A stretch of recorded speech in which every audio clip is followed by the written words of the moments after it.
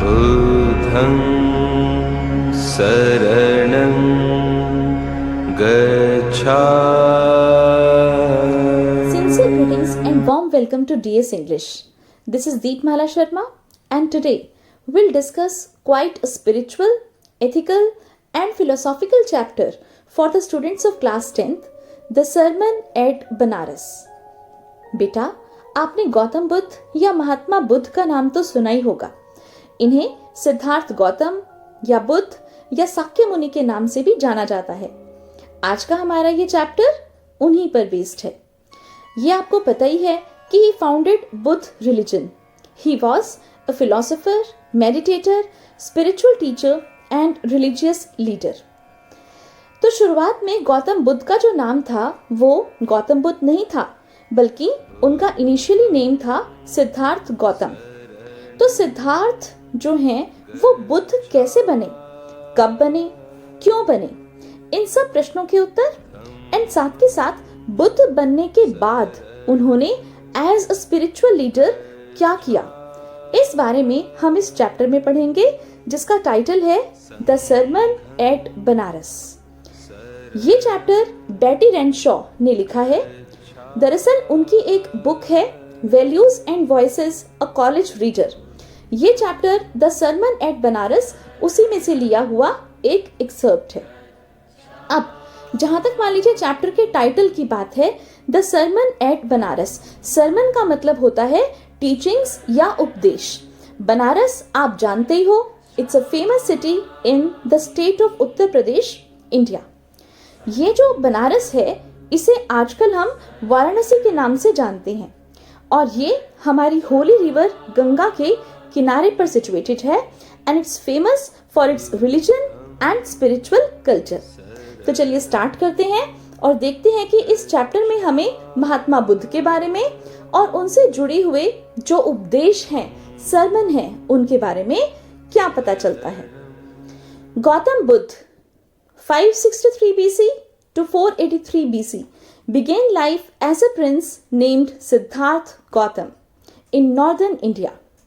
अब गौतम बुद्ध जो हैं उनका जन्म 563 BC यानी बिफोर क्राइस्ट में हुआ था और 483 BC में उनकी डेथ हुई थी.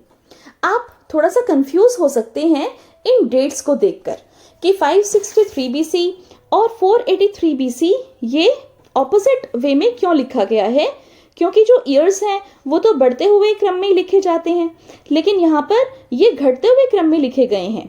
563 BC जो कि 483 से बड़ा है उसे पहले लिखा गया है. तो बेटा यहाँ पर ये बात आपको ध्यान देने लायक है कि BC का क्या मतलब है. BC का मतलब है बिफोर क्राइस्ट, यानी कि हम अपने इंग्लिश कैलेंडर में, रोमन कैलेंडर में जो ईयर्स नोट करते हैं वो क्राइस्ट के जन्म के समय से नोट करते हैं. हम ये मान लेते हैं कि जीसस क्राइस्ट का जन्म यानी कि ईसा मसीह का जन्म 0 के वर्ष में हुआ था और उनके पैदा होने से पहले के जितने भी ईयर्स हैं उन्हें बोल दिया बिफोर क्राइस्ट, जो कि आपको पता है कि डिक्रीजिंग ऑर्डर में ही रहेंगे. और उनके पैदा होने के बाद के जो भी ईयर्स हैं जैसे 1, 2, 3 या इस समय जैसे हम 2020 में हैं तो ये आफ्टर डेथ यानी कि after death of Jesus Christ इस तरह से लिया जाता है. तो इसलिए क्राइस्ट के पैदा होने से कितने साल पहले 563 BC उनका जन्म हुआ था गौतम बुद्ध का और 483 BC में उनकी डेथ हुई थी. He began life as a prince named Siddhartha Gautam और उन्होंने अपना जो जीवन है वो एक प्रिंस के रूप में स्टार्ट किया था. मीन्स वो एक राजकुमार थे जब पैदा हुए थे और उनका नाम था सिद्धार्थ गौतम. नॉर्दर्न इंडिया में वो पैदा हुए थे. At 12, he was sent away for schooling in the Hindu sacred scriptures and 4 years later he returned home to marry a princess. अब देखिए, जब सिद्धार्थ गौतम का जन्म हुआ तो उसके बाद उन्हें पढ़ने के लिए भेज दिया गया और जो उनकी पढ़ाई थी वो बेसिकली किन चीज़ों की हुई थी, हिंदू सेक्रेड स्क्रिप्चर्स की पढ़ाई उन्होंने की थी. और हिंदू सेक्रेड स्क्रिप्चर्स में आपको पता ही है कि किस तरह से जो गुरुकुल होते थे वहाँ पर जो राज भवन के जो बच्चे हैं या जैसे राजकुमार भी जो हैं वो भी और दूसरे बच्चे भी सभी मिलजुल कर पढ़ाई करते थे और उन्हें हिंदू सेक्रेड स्क्रिप्चर्स के बारे में, यानी कि हमारे हिंदुओं के जो धार्मिक पुस्तकें हैं उनके बारे में ज्ञान दिया जाता था। पढ़ाई करने के बाद 4 साल के बाद वो घर वापस आ गए और उनकी शादी हो गई एक प्रिंसेस के साथ और उनका एक बेटा भी हुआ। Then they had a son and lived for 10 years as befitted royalty. बेटा होने के बाद वो 10 साल तक रॉयल्टी के रूप में रहे। रॉयल्टी का मतलब शाही उन्होंने जीवन जिया, यानी कि एक राजा के रूप में वो रहे। At about the age of 25, the prince, heretofore shielded from the sufferings of the world, while out hunting, chanced upon a sick man, then an aged man, then a funeral procession, and finally a monk begging for alms. जब सिद्धार्थ गौतम की as 25 years थी, तब वो एक बार hunting के लिए, यानी कि शिकार के लिए गए। तब उन्होंने कुछ इस तरह के दृश्य देखे, इस तरह की साइट्स देखी, जिनकी वजह से उनका जो दिल था वो बिल्कुल मूव्ड हो गया, यानी कि उनके दिल में काफी परिवर्तन आ गया। तो देखिए वो ऐसी कौन कौन सी साइट्स थी, क्या देखा उन्होंने देखा एक सिक मैन को, यानी कि एक बीमार व्यक्ति को। फिर उसके बाद उनको मिला एक एजेड मैन। एजेड मैन का मतलब एक बुजुर्ग व्यक्ति जो कि बूढ़ा हो चुका था। फिर उन्होंने देखा एक फ्यूनरल प्रोसेशन। फ्यूनरल प्रोसेशन का मतलब जब किसी की डेथ हो जाती है तो जो डेड बॉडी है उसे अंतिम संस्कार के लिए ले जाया जाता है। और फाइनली उन्होंने देखा एक मंक को जो कि भीख मांग रहा था। These sights so moved him that he at once went out into the world to seek enlightenment concerning the sorrows he had witnessed. He wandered for 7 years and finally sat down under a peepal tree. अब देखिए, जैसे ही उन्होंने इन दृश्यों को देखा, जो ये सिद्धार्थ गौतम थे, इनके दिल में बहुत ज्यादा एकदम से हमें कह सकते हैं कि सोरो पैदा हुआ, सैडनेस पैदा हुई। ये काफी दुखी हो गए इन चीजों को देखकर। और फिर उन्होंने डिसाइड किया कि वो अब इस लग्जूरियस लाइफ को नहीं जिएंगे और वो घर से निकल पड़े। घर से निकल पड़े किस चीज के लिए? कि ये जो सफरिंग्स हैं या ये जो पेन है, ये जो साइट्स इन्होंने देखी थी, इनकी वजह से इनका दिल इतना ज्यादा उदासी से भर गया था कि इनको ये लगा कि अब मैं ये फाइंड आउट करना चाहूंगा कि ये जो चीजें हैं, जो दुख हैं, ये क्यों हैं, इंसान को ये सब दुख क्यों होते हैं। For 7 years he roamed the world. 7 साल तक वो यहाँ वहां हर जगह घूमते रहे और फिर उसके बाद वो एक पीपल के पेड़ के नीचे बैठ गए। वो पीपल के पेड़ के नीचे तब तक बैठे रहे जब तक उन्हें एनलाइटनमेंट प्राप्त नहीं हुआ। अब ये एनलाइटनमेंट क्या है? एनलाइटनमेंट का मतलब हम यहाँ पर सोच सकते हैं कि दिव्य प्रकाश या दिव्य ज्ञान उनको प्राप्त नहीं हुआ। तो इस चैप्टर में हम बेसिकली इस एनलाइटनमेंट के बारे में ही बात करेंगे कि बुद्ध को जो एनलाइटनमेंट प्राप्त हुआ था, जिसे उन्होंने बाद में सभी ह्यूमन बीइंग्स को ट्रांसफर किया, वो एनलाइटनमेंट बेसिकली, वो ज्ञान बेसिकली क्या है? Enlightened after 7 days, he renamed the tree the Bodhi tree. 7 दिनों के बाद, 7 साल तक तो वो घूमते रहे और 7 दिनों के बाद उन्हें ज्ञान की प्राप्ति हुई। और उसके बाद उन्होंने जिस पेड़ के नीचे, जिस पीपल के पेड़ के नीचे उन्हें ज्ञान की प्राप्ति हुई थी, उसका नाम उन्होंने बोधि ट्री रख दिया, यानी कि ट्री ऑफ विजडम, यानी कि बुद्धिमता का पेड़। And began to teach and to share his new understandings. और फिर उसके बाद उन्होंने जो कुछ भी पढ़ा था, जो कुछ भी सीखा था, जो कुछ भी ज्ञान उन्होंने अटेन किया था, उसे उन्होंने शेयर करना शुरू कर दिया, लोगों को टीच करना शुरू कर दिया। At that point he became known as the Buddha, the awakened or the enlightened. और उस समय महात्मा बुद्ध जो हैं वो बुद्ध के नाम से फेमस हो गए। आप पिक्चर में देख सकते हैं कि ये पीपल का पेड़ है और भगवान बुद्ध नीचे बैठे हुए हैं और उनके पीछे ये जो सर्कल है, ये सर्कल दरअसल एनलाइटनमेंट का प्रतीक है और ये वो पेड़ है, पीपल का पेड़, जिसके नीचे वो बैठे थे। तो यहां से हम कह सकते हैं कि एनलाइटनमेंट मिलने के बाद, 7 दिन के बाद उनको जब एनलाइटनमेंट मिला तो उन्हें उसके बाद से बुद्ध के नाम से जाना जाने लगा। बुद्ध का मतलब क्या होता है? वाइज, यानी कि जिसके पास बुद्धि है, जो कि बुद्धिमान है। दी अवेकंड, अवेकंड का मतलब भी जो कि अब जाग गया है, पहले सोया हुआ था लेकिन अब वो ज्ञान से जाग गया है। एनलाइटेंड फिर से प्रकाशित या प्रकाशवान होना। The Buddha preached his first sermon at the city of Banaras, most holy of the dipping places on the river Ganges. That sermon has been preserved and is given here. It reflects the Buddha's wisdom about one inscrutable kind of suffering. अब देखिए, बुद्ध ने अपना जो पहला उपदेश था, first जो सरमन था, वो बनारस में दिया। अब बनारस जिसे हम आज वाराणसी के नाम से जानते हैं, लेकिन जिस समय की हम बात कर रहे हैं, हम बिफोर क्राइस्ट की बात कर रहे हैं, उस समय वाराणसी को बनारस के नाम से जाना जाता था। और बनारस से 10 किलोमीटर दूर पर एक जगह है जहां पर कि भगवान बुद्ध को इस पीपल के पेड़ के नीचे जैसे ज्ञान प्राप्त हुआ था, और उसके बाद उन्होंने अपना पहला सरमन, पहला उपदेश जो है बनारस में दिया था। तो देखिए, ये जो जगह है इसे आज भी प्रिजर्व करके रखा गया है, और ऐसा कहा जाता है कि भगवान बुद्ध ने अपना जो ये ज्ञान है ये शुरुआत में 5 शिष्यों को दिया था। ओके, और आज भी इस जगह को प्रिजर्व करके रखा गया है। और उनका ये जो ज्ञान है ये किस बारे में है? ये inscrutable kind of suffering and pains के बारे में है, कि इस तरह का दुख, दर्द, पीड़ा जो मनुष्य यहाँ पर सहन करते हैं, जो असहनीय होती है, जिसे कंट्रोल नहीं किया जा सकता। तो इन सब चीजों के बारे में भगवान बुद्ध ने अपना उपदेश दिया था, अपना पहला उपदेश दिया था। कहाँ दिया था उन्होंने अपना पहला उपदेश? यस, बनारस में।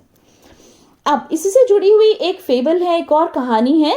इसकी जो कैरेक्टर है वो है मेन किसा गौतमी। अब किसा गौतमी की जो ये कहानी है, ये इस तरह की पैथेटिक स्टोरी है, जिससे कि वो जिस रास्ते पर जा रही थी, सफरिंग और पेन वाले रास्ते पर जा रही थी, वहां से जो है उसे एनलाइटनमेंट की प्राप्ति हुई, उसे ये विजडम मिल गई, उसे ये इससे वो अवेक हो गई, जाग गई, और उसने अपना रास्ता जो है वो हमेशा हमेशा के लिए बदल दिया। कौन सा रास्ता, कौन से रास्ते पर जा रही थी? वो दरअसल जा रही थी दुख और दर्द के रास्ते पर, लेकिन वहां से उसने अपना पाथ चेंज कर दिया and she came on to the path of wisdom. तो ये देखिए कहानी क्या है भगवान बुद्ध की और किसा गौतमी की। तो किसा गौतमी जो है उसका एक बेटा था, और उसका ओनली सन था, यानी कि केवल एकमात्र वही संतान थी किसा गौतमी के पास।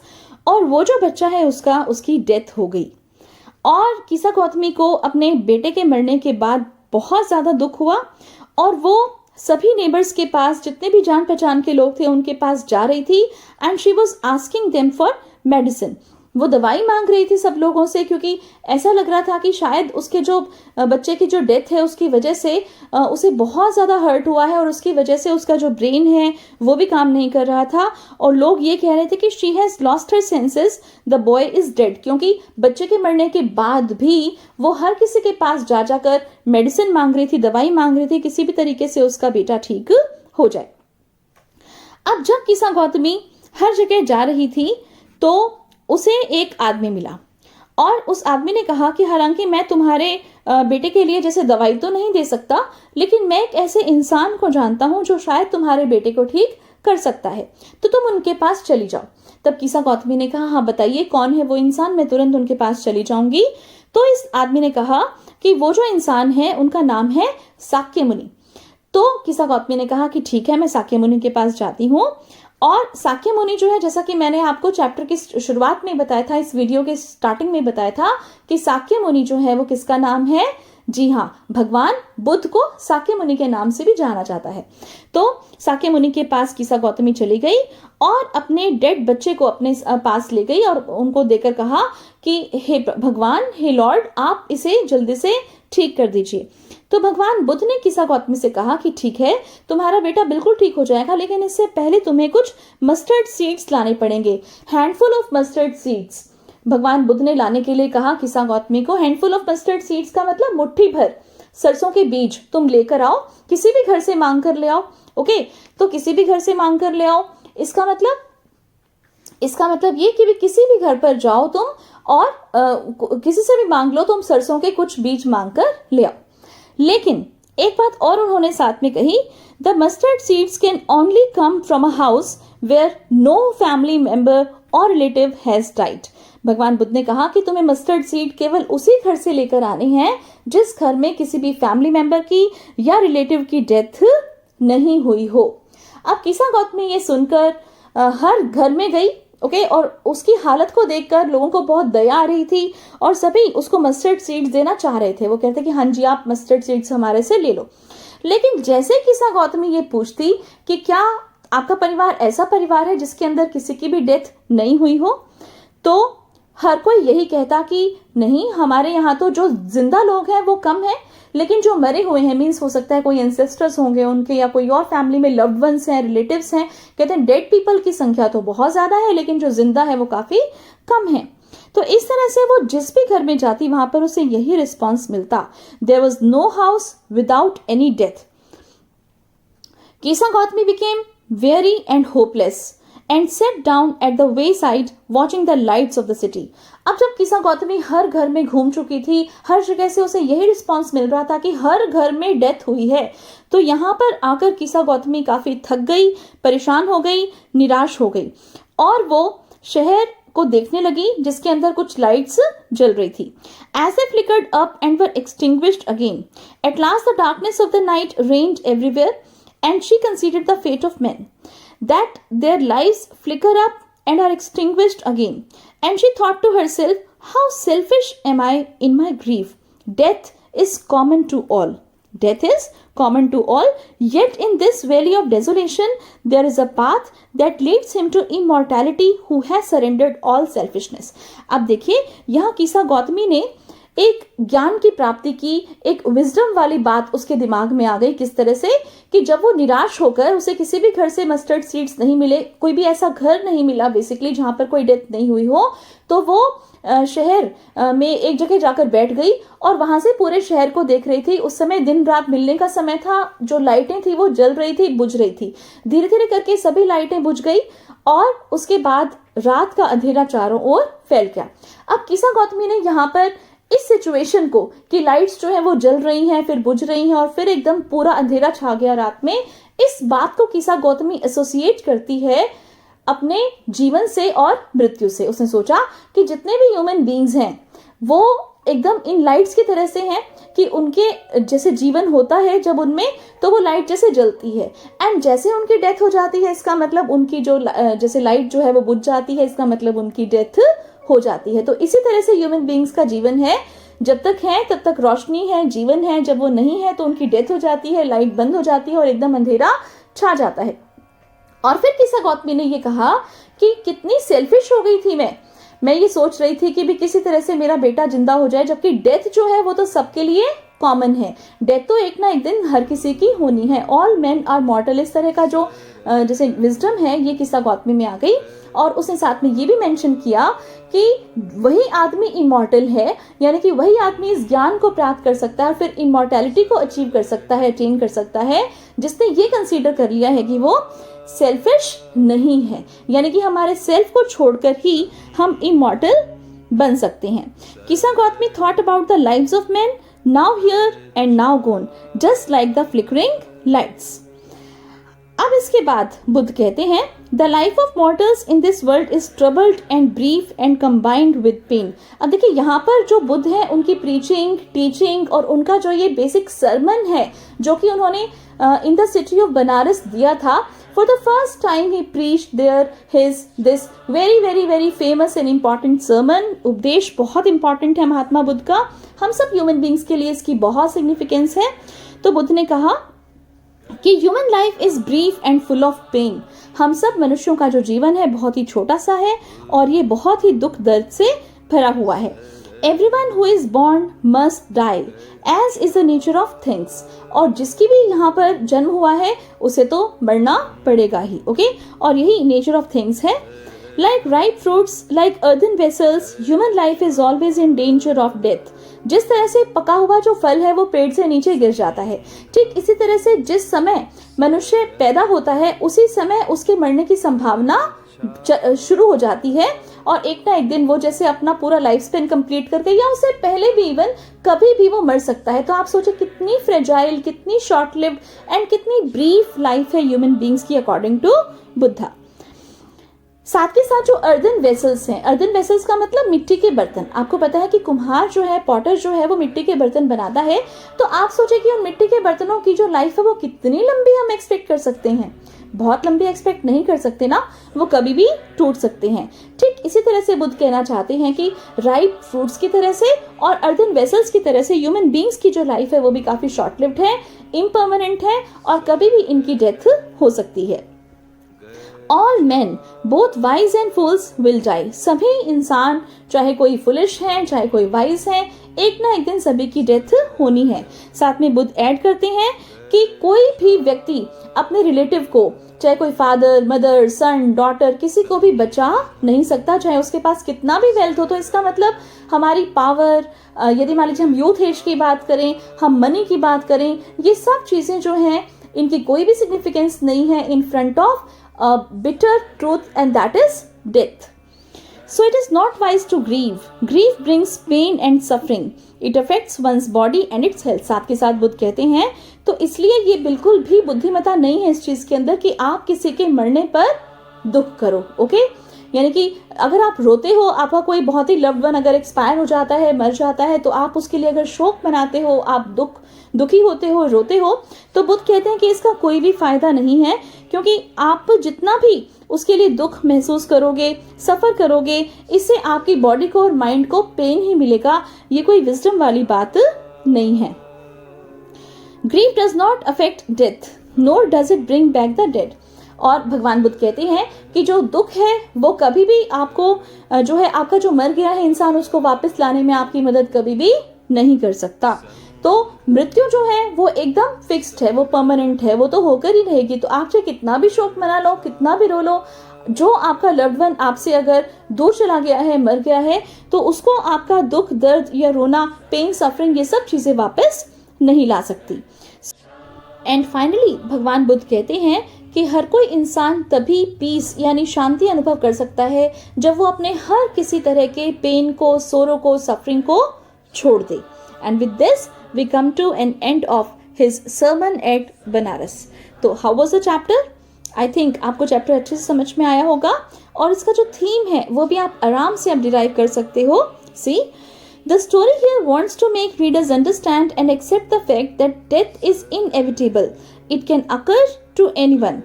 An earthen vessel too breaks one day.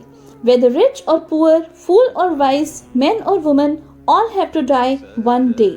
If we weep over one's death, then we will not be able to obtain the peace of mind. Rather, his pain will be greater and his body will suffer. Only the wise don't cry and accept the truth. तो देखिए ये theme है, आप इसे भी अपनी notebooks में note down कर लेंगे, और आई होप कि आप इन सब चीज़ों को बहुत अच्छे से समझ भी पाएंगे. And here as usual I have provided you all the NCERT question answers, and you can either take the screenshots of these question answers, or you can pause the video and write down these answers in your notebooks. I hope आपको chapter अच्छे से समझ में आया होगा. Thanks a lot for watching. Thank you so much, and please don't forget to like my video, share it with your friends as much as possible, and please do subscribe to my channel for more such educational and informative videos. Thank you so much.